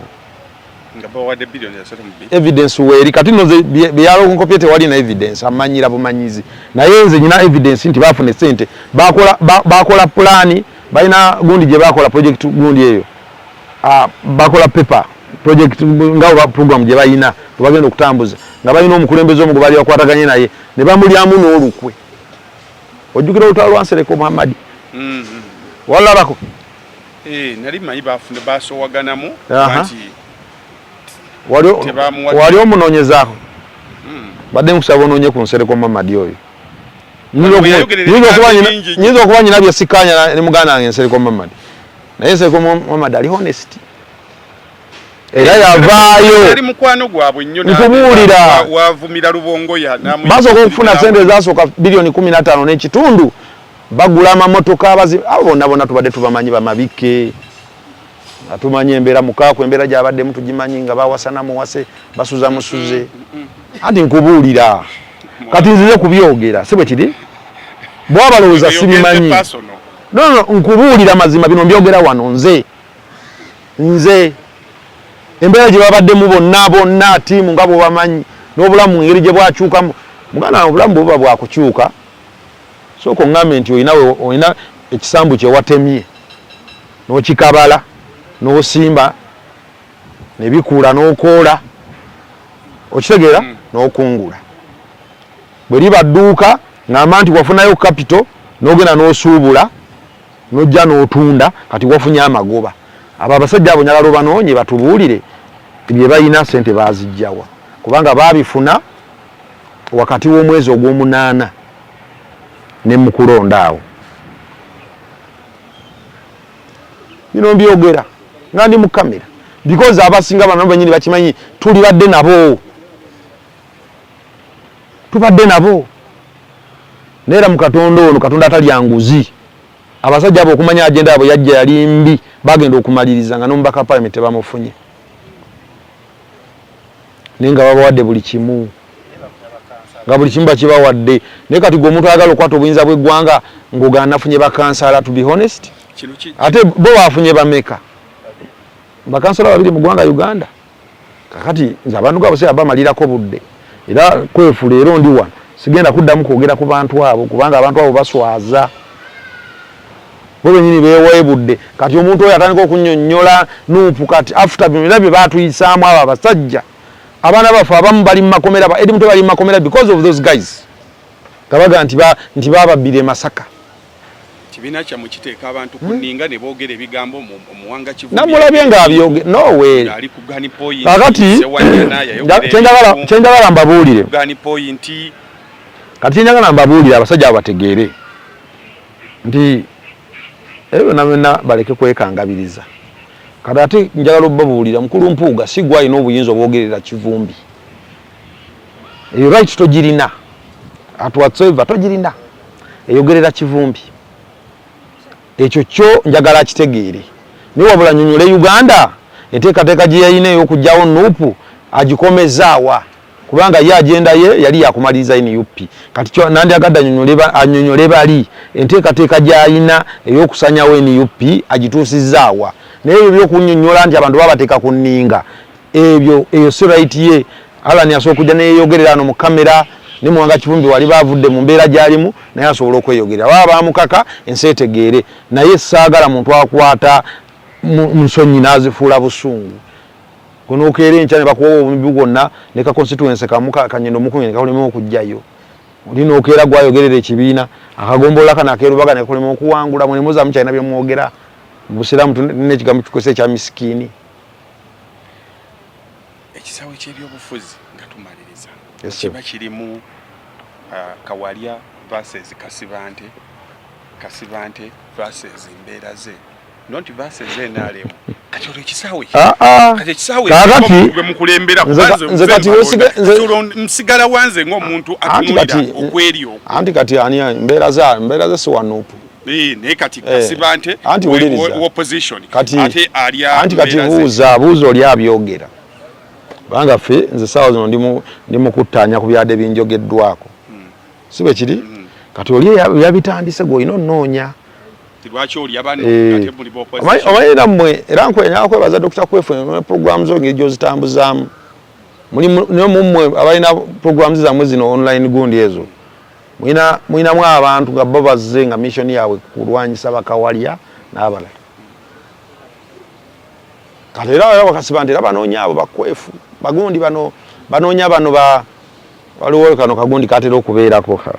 simwerabidde erinnya so yesimba nako bukansale Kasubi awo naye n'agwa bwali bwa division nno n'erinnya lye ndyerabidde naye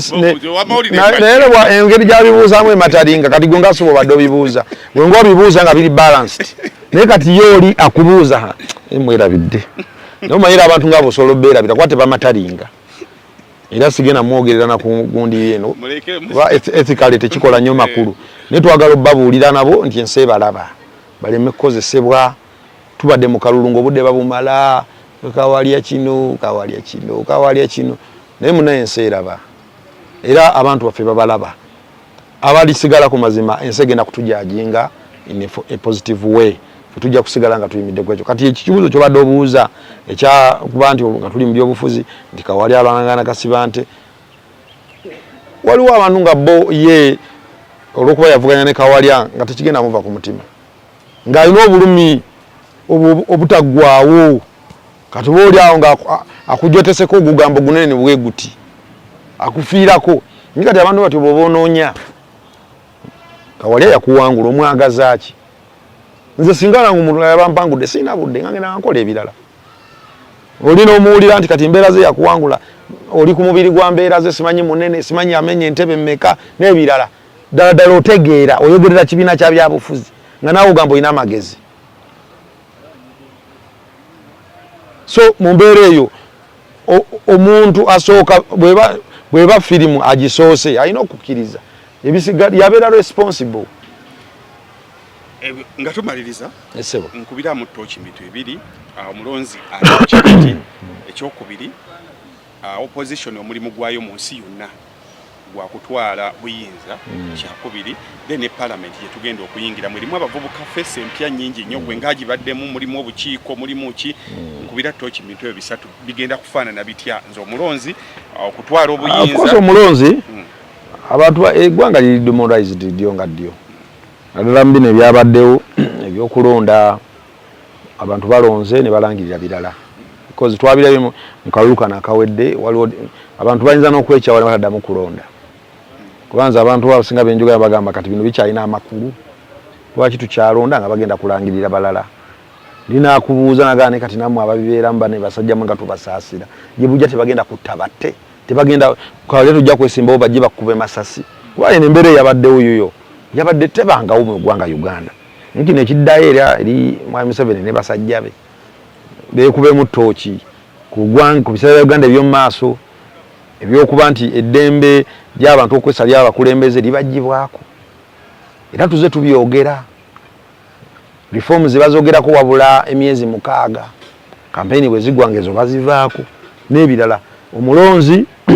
of course nze nandyagadde bannayuganda tusigale nga amaaso tugatadde ku mupiira nga tetukooye tolini waba bino byonna abikoze naye Uganda ye yaffe tetugenda funa walala Uganda ye yaffe tetugenda funa walala era tuvumirire ebikolwa ebyo ffenna collectively buli omu alina obuvunaanyizibwa nga bwe ntudde leero ku kamera eno nenjogera ku bikyamu ebyakoleddwa buli munnayuganda ng'asobola okubyogererako eyo gyali nzinkakasa Uganda yaffe egenda kutuuka ekiseera eterere bw'otunuulira ebyobufuzi ebya paalamenti yes mulimu faces nyingi naye ngenda kwogerera ewaffe mu Nuupu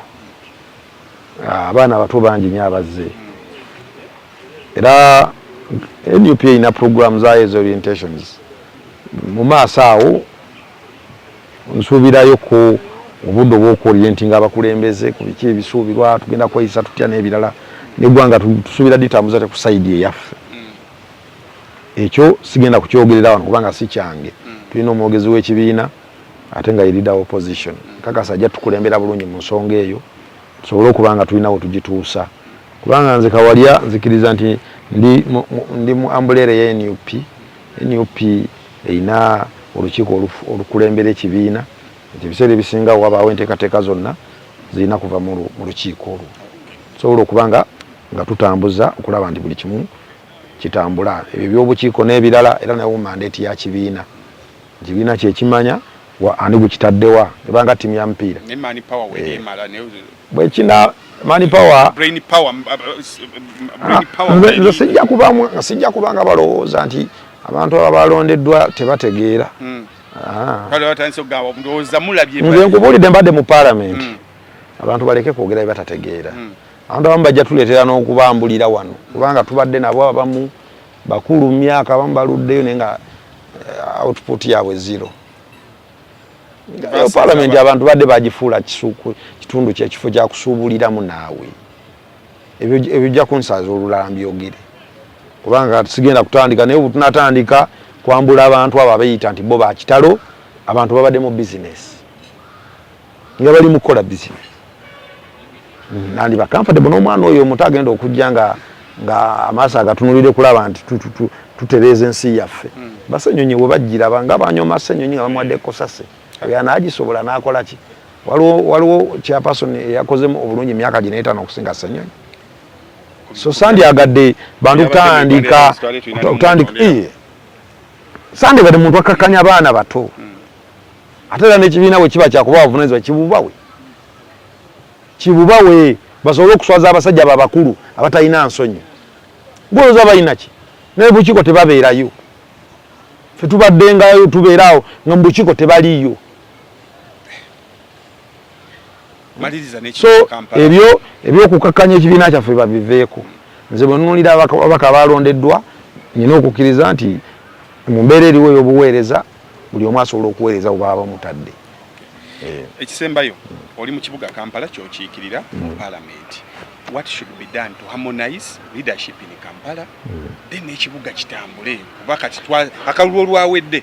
twasimbuliddewo batembeeyi mugende bali mwezi otannalayira naye kati already entalo twasimbudde dda